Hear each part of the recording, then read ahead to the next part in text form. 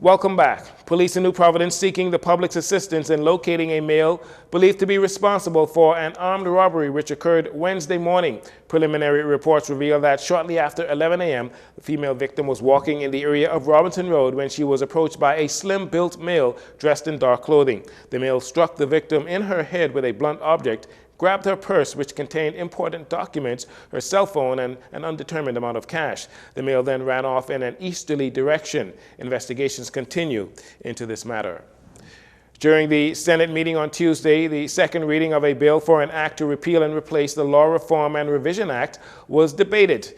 Attorney General and Minister of Legal Affairs Senator Ryan Pinder explained the Senate's purpose of debating the bill. The bill we debate today is intended to modernize the function of the Law Reform and Revision Commission while providing additional flexibility in the operation of the Commission. I am pleased, Madam President, to speak on the Law Reform and Revision Bill, and particularly to clear up some of the comments made by a few of the speakers during the debate in the lower house last week.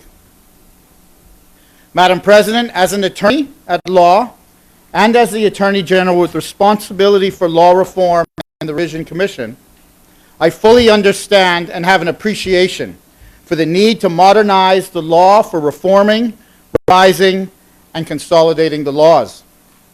In short, Madam President, law revision is the process of updating the law without changing its substance.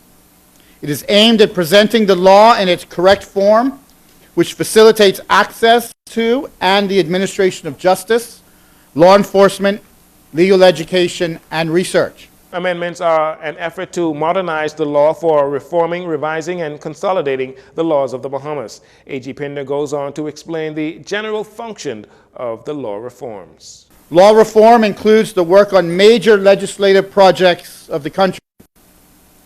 The Commission is also responsible for the drafting of legislative amendments from time to time.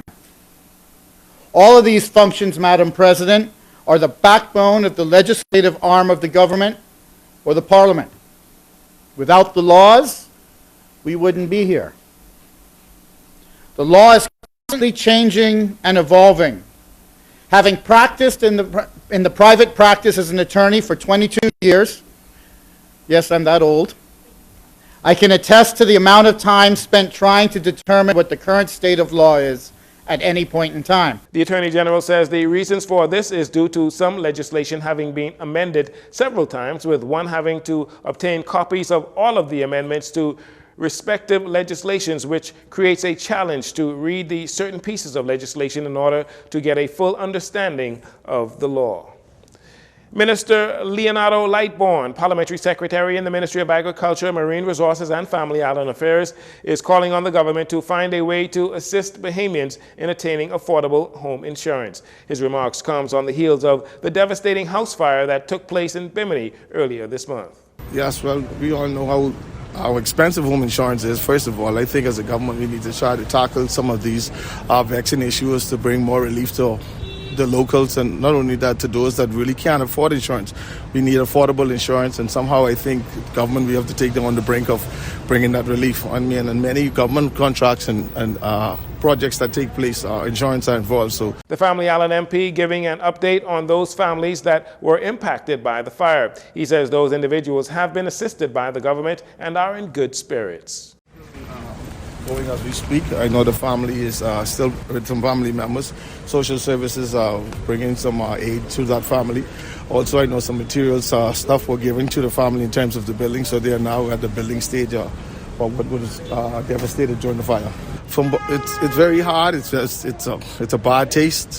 Just all that you have built all over the years, person's homes is now in the blink of an eye, it's all gone. So we need to try find some legislation policies to put in place to try to assist Bahamians in terms of insurance, affordable insurance, that is. Thank you. As part of the 50th Independence celebration, the Independence Secretariat, and in partnership with Waterkeepers Bahamas, began their National Mangrove Project on Wednesday. The project was geared towards young students across the country and provided them with the opportunity to play an intricate role in the 50th anniversary celebrations while also becoming ambassadors of the environment. Bahamas Ambassador to CARICOM and chairperson of the Independence Secretariat, Leslie Miller-Bryce, gave the details on the initiative and the importance of the planting of mangroves. These students will take on the task of planting mangroves in critical areas throughout the Commonwealth of the Bahamas. They will be selected from a cross-section of the country, including the Family of Islands, and they will have an opportunity to participate in the independence celebrations in a meaningful way. Mangroves are a critical part of the environment for the Bahamas and the world. At least 70% of marine life worldwide relies on mangroves for habitat. They also provide around 2.7 trillion in ecosystem benefits around the world. For the Bahamas, the benefits of mangroves are vast.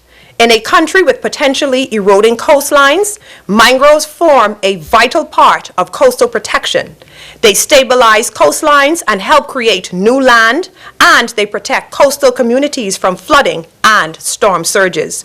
The quest for food security is aided by mangroves, which are homes for crawfish, grouper, conch, and other species, especially during their juvenile stages. Head of Waterkeepers Rashima Ingram says participants will also receive kits to start planting their mangroves before they are moved to the wetland areas on the shorelines. So after the workshop, and once groups or participants agree to participate in the mangrove planting exercise, going through that training, we will provide them with startup kits. This is just an example of one of the trays that they will be given, where it provides the best plug for the mangrove propagules. We're going to first start off with focusing on the red mangroves, and once we are comfortable that those groups are able to harvest properly the red mangroves, which are the most easiest ones to harvest, then they will move on to the blacks and the whites, which require a little bit more skill. But we'll use these trays for the red mangroves. These are 5-inch deep root trays, and it's much easier to use these because as they grow over time they will need more space, but the plugs will be able to allow the roots to wrap around and form a nice beautiful shape of the mangroves that will be much easier for planting when we begin planting out. We know that the mangrove season is about to begin in terms of being able to have seeds.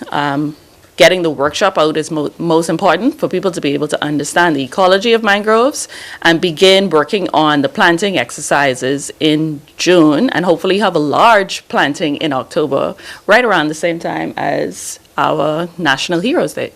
Ambassador Miller-Bryce encourages Bahamians to keep abreast of the upcoming Independence Celebration events on the calendar at www.celebratebahamas.com. And finally, family members of the Bahamian professional boxing legend and trainer Ray Minus Jr. informing the public today that the former Bahamian champion passed away today.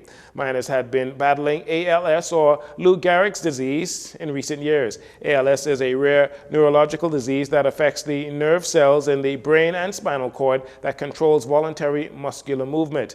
There have been a number of events hosted by his family to raise funds to help with his medical expenses. Last week, Minus was rushed to hospital and diagnosed with collapsed lungs. Minus was an easygoing, dedicated, well-loved individual. He was a winner at many things in life, but today, unfortunately, he lost his final battle. May his soul rest in peace. We here at JCN and Love 97 Sports extend our deepest condolences to the family of the late Ray Minus Jr. And that'll do it for your JCN Evening News. Once again, I'm Jareno Saunders. Thanks for joining us.